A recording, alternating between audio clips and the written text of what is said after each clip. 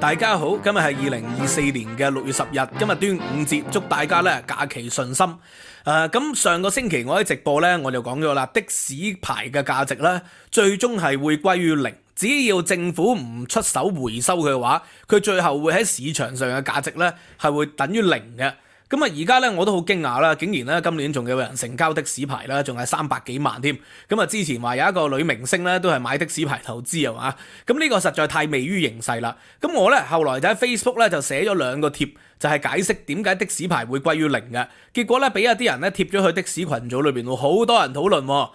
咁啊，似乎有啲人咧都未好明點解。我主要總結2個原因啦。第一咧就係個制度上咧，的士係喺21世紀係不合時宜嘅。佢最後會俾共享經濟咧同演算法淘汰嘅。因為無論喺 Uber、Grab 定係大陸嘅滴滴、高德，佢都係有演算法嘅優勢喺裏邊。佢最後咧一定係會競爭贏的士嘅。而政府唔開放 Uber、滴滴呢啲咧係合法化咧，其實就係令到整個城市都會越嚟越落後嘅啫。呢個第一點啦。第二點咧，佢擋得住 Uber 啦，過去10幾年擋住咗 Uber，但係佢嚟緊係擋唔住咧無人駕駛嘅。而家喺美國啦，喺 San Francisco 或者喺 Phoenix 已經好流行啦，呢個無人駕駛嘅咯嘅的士，無人駕駛的士咧叫 Waymo。咁你上網睇好多影片啦，係講無人駕駛的士嘅。San Francisco 咧，舊金山咧，你係好多人嘅喎，好多車嘅喎，你可以搭架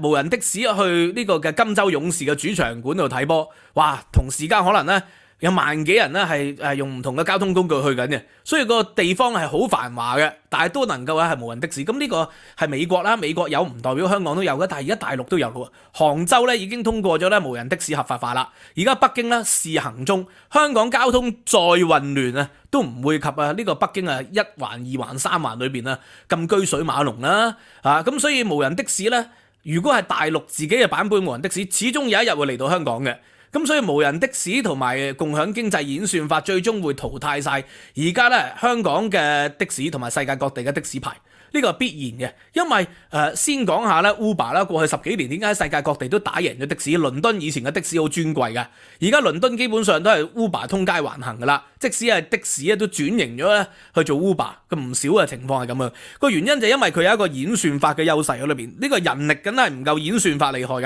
噶。個原理係點咧？的士其實咧用博弈論去解釋，佢係一次嘅博弈嚟嘅，係個單次嘅賽局。即係咧，你係喺街度截的士，或者係的士站排隊，無論係司機定係客人咧，佢都係要靠運氣嘅。佢唔知道邊啲人會上咗車，你亦都唔知道你上咗緊咩嘅車。咁所以咧上到去嘅時候咧，大家都預期短時間內咧，你係唔會翻頭搭你架的士嘅。即係當然有啲的士司機會派卡片啦，會叫你 call 車啦。譬如話有時去旅行去台灣，佢叫你包車去泰國，亦都係咁樣。但係喺世界各地大部分嘅客人同大部分嘅的士司機都係短期內咧係得一次見面嘅機會嘅啫。所以呢個情況就好似係揼骨咁樣。即係如果你去個骨場咧，你一個陌生嘅客人，你去個骨場咧，你揾一個求其揾一個技師即係排隊排籌攞個技師，佢又覺得你唔會再翻嚟嘅，你亦都冇預期咧會再揾佢。咁啊，雙方都係靠運氣嘅時候咧，佢揼骨梗係唔會咁埋力啦，唔會咁用力啦，係咪啊？唔會同你有啲增值服務啊、刮痧啊、拔罐啊都唔會有啦。咁所以呢個咧係服務唔好咧係緊嘅喎。亦都俾咗錢咧，亦都唔代表享有翻同等水平嘅服務嘅喎。但係唔同啊，演算法唔同啦。演算法咧 ，Uber 咧係點樣運作咧 ？Uber 咧就係透過用個 app， 咁咧，然後你就搭咗一程車啦。你決定要去邊度，嗰個司機咧係有權嘅。譬如話倫敦啦咁大，咁咧我同啲 Uber 司機傾過咧，佢話佢淨係接Zone 6、Zone 5嘅地方嘅啫，佢就唔去 Zone 1、Zone 2嘅，因為入 Zone 1、Zone 2咧就要另外俾呢個嘅行政費嘅喎。咁所以咧，佢嘅路程咧，淨係限定咗嗰度，佢就唔會派一啲咧佢唔想去嘅地方俾佢嘅嚇。咁所以演算法有優勢喎。嗰個司機就預期咗佢會去邊度，佢就唔會去即係去好遠嘅地方空車翻嚟嚇，因為空車翻嚟係一個成本嚟噶嘛。咁所以佢接客嘅時佢有選擇啦，呢個第一。第二咧就係乘客亦都有選擇喎，就係因為你透過演算法，譬如話我喺倫敦我決定由溫布頓去溫布萊球場。咁我就用演算法演算咗計咗價錢啦，譬如話40磅，咁40磅嘅路費咧就唔驚佢兜路，亦都唔驚因為塞車嘅原因啦，而令到嗰個的士嘅費用或者 Uber 嘅費用咧係倍增喎，因為唔係計標噶嘛係用呢個嘅演算法決定咗應該係收幾錢，佢點兜路佢行錯路都係收呢個價錢。而且咧，我作為一個乘客咧，我仲可以決定我要坐乜嘢類型嘅車，最平可能40磅啦。如果我屋企人多啲，或者我想坐舒服啲，我嗌架7人車，咁可能55磅啦。或者咧我帶寵物出街，你搭的士可能你面對住帶寵物出街唔方便咯。咁咧，然後我就會嗌一架咧pet friendly 嘅車。倫敦嘅 Uber 可以隨時嗌一啲 pet friendly 嘅車嘅。咁亦都可以預約時間。咁所以無論乘客定係呢個嘅司機都有最大化，因為咧搭 Uber 咧就唔係好似的士咁靠運氣啦，係靠演算法去決定。呢個第一。第二咧，佢係一個重複嘅多次博弈嚟嘅。呢個多次博弈咧就係因為每一次你搭車，你會完咗之後你會評分啦，評分亦都會俾 tips 俾小費喎。咁你俾 tips 俾小費。咁就變成咗一個司機要想辦法咧喺個路程裏邊咧，佢用最好嘅方法去服務你啦，佢要清潔好架車啦，你先會俾多啲小費佢，一般係俾 10%、20% 嘅小費佢啦，咁所以而呢啲係落咗車先俾喎，所以咧係冇仇報嘅喎。如果你係唔好架車，咁佢咪唔俾你咯，如果你架車清潔得乾淨，冇煙味，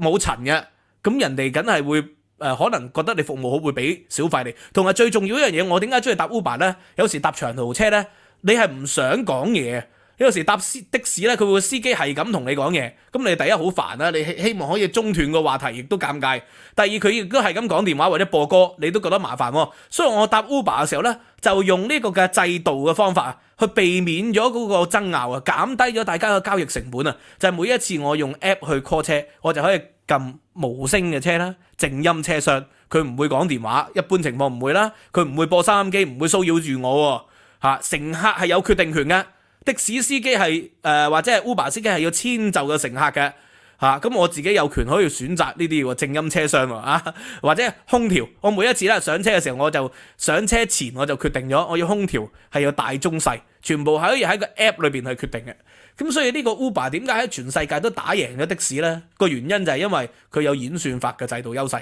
用呢個嘅計算嘅方法去戰勝咗呢個運氣嘅。搭的士係純粹靠運氣啊嘛，的士司機喺機場度排隊，話排1個鐘頭，結果咧可能去東涌嘅，咁佢覺得蝕大本喎，佢嘅態度當然唔好啦，語氣亦都好難以即係盡善盡美啦，呢個係必然嘅喎，因為係靠運氣啊嘛，靠運氣唔好彩咁啊將個態度調整咗，然後發泄喺乘客身上咯，咁所以。Uber 咧係戰勝晒㗎啦，咁而家香港政府咧就因為以前有功能組別啦，而家當然都有，而家完善選舉制度，咁嗰啲建制派好多人咧千絲萬縷啦，同啲的士嘅牌照嘅利益，咁但係問題而家的士牌咧，你即使保護極咧 Uber 啦，雖然話唔合法，但係仍然喺街度咧係行緊㗎嘛，你即使去放蛇都冇用㗎，你打擊唔到幾多嘅。咁而家的士嗰個價值係點樣咧？我哋睇一睇啊，哇！你睇下，原來咧喺過去嗰10年啊，的士排最高嘅價值嘅時期就應該係喺呢個嘅2014年㗎啦，其實之後一直向下跌嘅，基本上2014年挨近700萬啦，呢個市區的士，而家跌到去350萬喎，新界的士咧就520萬跌到去而家咧290萬，咁你睇到咧係斷崖式下跌嘅喎，當然係最新嘅的士牌咧，市區的係310，新界的係230，咁過去12個月啊，的士牌係跌咗幾多咧？市區的士跌咗24%，新界的士跌咗36%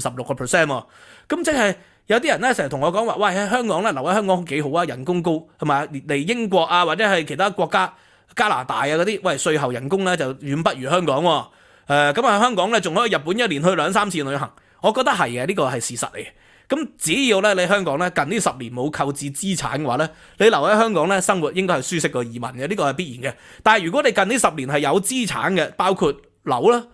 你咁啊跌2-3成啦，呢10年即係如果呢3幾年買嘅樓跌2-3成啦，咁啊10年前買嘅樓，咁你話賺咗租，咁但係你又蝕咗利息喎，咁所以呢個好難講啊。咁你冇股票嘅，咁啊冇 MPF 嘅，咁啊冇問題啊，因為 MPF 股票啦，恒指咧跌咗成萬幾點，咁所以呢個亦都唔係太大影響。咁如果你冇的士牌嘅，咁當然係好彩啦。但係如果你有的士牌嘅，喂，你真係過去嗰12個月，淨係12個月就跌咗20幾個%，你就要供喎，你個的士牌，你仲要利息付出喎，供20年、30年，咁所以咧，你未供完嘅的士咧，可能佢嘅價值就已經歸於零噶啦，咁最近仲有人成交噶，呢個世界永遠都有啲人睇好嘅，咁呢個唔係香港嘅問題嚟噶，係全球化嘅問題。如果你了解一啲全球化嘅現象咧，你就會發覺的士係冇投資價值嘅，譬如話呢個網站就最近有啲的士嘅成交啦，350萬、350幾萬。咁都有啲的士嘅成交，咁但係你了解全球化，你就知道呢個的士咧係毫無投資價值。解釋咗呢個第一個浪潮就 Uber， 但係特區政府功能組別就頂住咗。第二個浪潮咧就係 Waymo 咧就係呢個無人駕駛的士。咁Waymo 其實已經行咗3年噶啦喺美國，咁開始擴大嘅，而且係你睇到咧佢哋嗰個行走咧其實係非常之安全嘅。咁當然啦，你話有啲人話呢啲嘢唔適合喺香港嘅，因為 Waymo 咧完全係跟住路標嘅，佢話行30公里就真係行30公里而且咧就唔會亂 cut 線嘅亦都唔會亂爬頭，見到行人咧真係會收慢油。咁喺北京咧都係開始實行啦。咁北京佢哋國產啦，咁但係 Tesla 咧嚟緊就出無人駕駛的士喎。喺美國好多州份咧嚟緊都會開始嗱，美國唔係所有州份都可以無人駕駛嘅，但係有好多州份咧都開始經營緊。而家北京都經營緊。咁有啲人就話：喂，香港你過到金魚街先講啦，無人駕駛的士，即係佢哋用呢啲咁嘅舊嘅思維咧，就最終必然俾市場淘汰。因為其實好簡單啫，如果我係香港特區政府嘅官員或者立法會議員，我就一定係會跟從大陸啦同埋美國，讓無人駕駛的士而家試行嘅。咁你就唔需要即刻喺市區度試行噶嘛，即係美國都唔喺紐約市度做先啦，佢喺鳳凰城做先後來而家就喺三藩市慢慢擴大去 LA， 再擴大去其他地方。咁你一開始可以係將新界離島的士係變成咗無人的士先噶嘛，係咪啊？譬如話我想喺機場去東涌，喂，你喺機場去東涌你截的士可能俾人鬧你，俾人嬲你喎。咁你搭新界的士或者係搭呢個離島的士，可能嗰個數量又唔係好夠喎。咁你用無人駕駛的士咪好好多咯，或者係機場去博覽館，我唔想搭機鐵，咁啊搭無人駕駛的士又方便好多咯。咁加上咧，即係話喺東涌再去大澳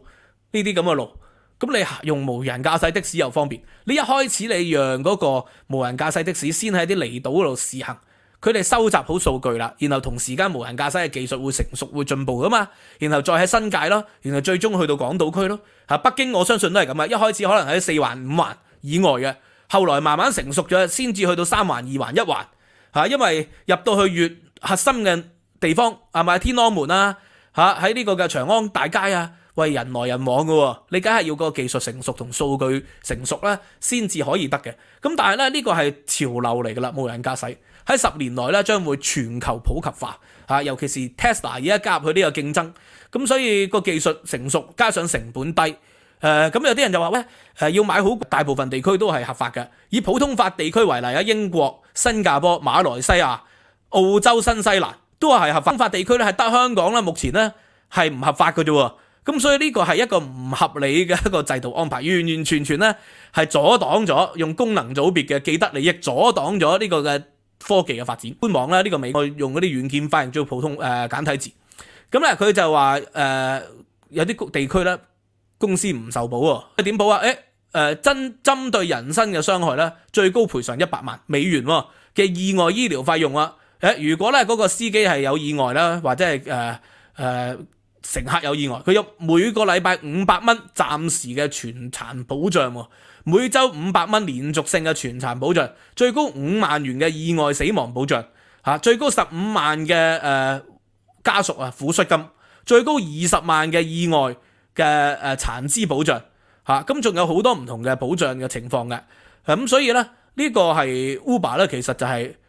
即係比的士係更安全，而且係實名登記啊嘛。你用 app 嘅時候，你就知道係邊一個揸緊架車，你知道個車牌係邊個。當然有機會個司機個相可能係用咗人哋個相啦，係假嘅。咁呢個都得。Waymo 或者無人駕駛咧，有機會俾黑客黑咗架車，係嘛？將佢截對荒山野嶺都得。咁但係同的士司機遇到林過雲嘅機率一樣都存在㗎，唔代表有呢啲嘢就會阻擋個科技發展㗎嘛。咁呢個唔合理㗎嘛？呢個講法係咪？咁所以呢個無人駕駛咧。就會係下一波嘅浪潮，共享經濟已經喺過去10年咧席捲全球，無人駕駛亦都會喺未來10年席捲全球，所以咧政府如果唔立法去回收個的士牌照，就好似啲漁船咁啦嚇，譬如話休漁期，咁政府就會俾啲補償佢。又或者咧有啲柴油車，政府咧就要回收，咁又俾啲補償佢哋。如果政府唔回收的士牌照咧，佢最終嘅市場歸於零。但如果政府回收嘅市場個的士牌照又唔能夠用炒價嘅喎，因為嗰啲納稅人嘅錢嚟噶嘛，而家350萬都係炒價嚟嘅啫，只能夠用一個咧係初始設定嘅的士牌照嘅費用，再可能加啲通脹或者補償去回收啊，或者係用實物啊，用公屋單位啊，居屋嘅選購權啊，去回收，咁樣就合理嘅。所以由此可見咧，呢幾年啊，共享經濟喺全球流行嘅時期，最近10年仲有人投資的士牌照咧，實在係未於形勢嚇，對全球化理論咧係完全冇認識啊，對國際新聞啊係完全冇認識啦，先至會有人去買嘅啊，否則你從呢個價值去睇啦，你睇下過去10年跌咁多，係不斷咁直線向下跌，咁都仲買呢個投資咧，真係難以理解啦，好嘛？Anyway， 今日講到呢度，希望大家俾個 like 啦、subscribe、share， 收費平台 Patreon 啦，仲有獨家嘅文字版，呢個嘅聲音檔同埋咧課堂嘅內容嘅。OK， 今日講到呢度啦，拜拜。